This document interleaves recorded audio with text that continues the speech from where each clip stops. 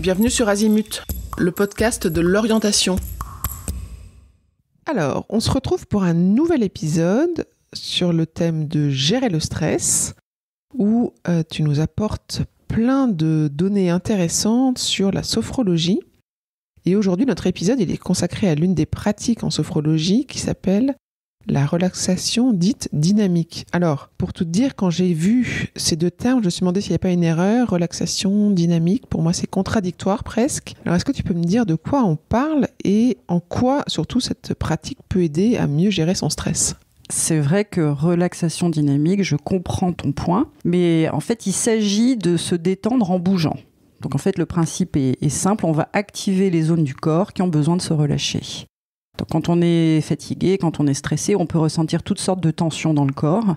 On peut avoir par exemple des maux de tête, mal au cervical, les épaules contractées, la poitrine compressée, le ventre noué, tu peux même avoir la mâchoire complètement vissée. Et donc la relaxation dynamique, c'est-à-dire la pratique de mouvements doux qui vont être synchronisés avec la respiration, va permettre de relâcher les tensions et de se libérer des crispations. Donc en fait, cette détente physique va aussi apporter un apaisement de l'esprit. Concrètement, qu'est-ce qu'on fait ? Raconte-moi. Donc concrètement, on va contracter volontairement les muscles quelques secondes et ensuite, on va les relâcher. On est ainsi capable de ressentir ce qu'est le relâchement.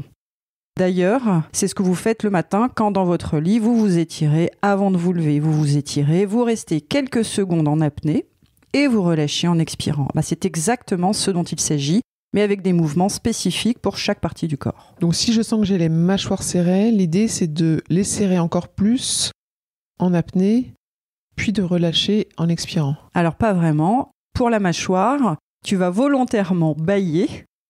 Tu vas rester en apnée, la bouche ouverte, tu vas peut-être même faire un petit mouvement avec ta mâchoire inférieure. Et tu vas relâcher et ça va justement desserrer la mâchoire, desserrer les joues, l'intérieur des joues, l'extérieur des joues.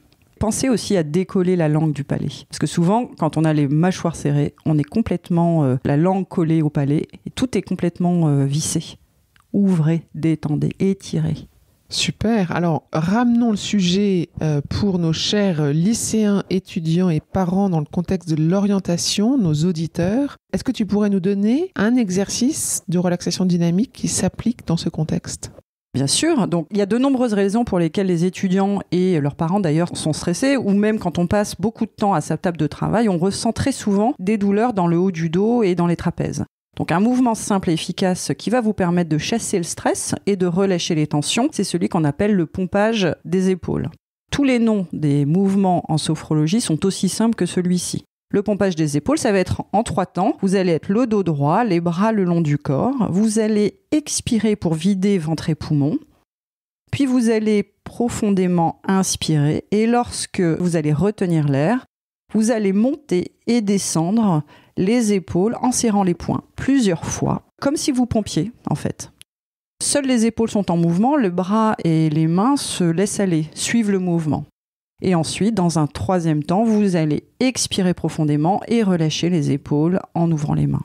Et vous allez ressentir ce soulagement. Le fait de retenir l'air permet de ressentir plus intensément les sensations de détente. Donc vous faites le mouvement 3 fois. D'abord lentement, puis ensuite de façon plus rapide. Et la 3e fois, vous choisissez le rythme qui vous convient le mieux. Vous pouvez aussi pratiquer les yeux fermés ou mi-clos. Ça permet de renforcer en fait l'écoute des ressentis. Pour conclure, je voulais souligner que la pratique de la relaxation dynamique et de la sophrologie en général peut permettre de ressentir des tensions dont on n'a pas conscience. C'est ça qui est intéressant. On peut, sans s'en rendre compte, hausser les épaules, serrer la mâchoire, froncer les sourcils. Et parfois sans raison particulière, ou parce qu'on est complètement dans le mental et qu'on est déconnecté du corps, ce qui arrive très souvent. Donc ça peut être aussi une porte d'entrée pour prendre conscience de l'état dans lequel on est réellement.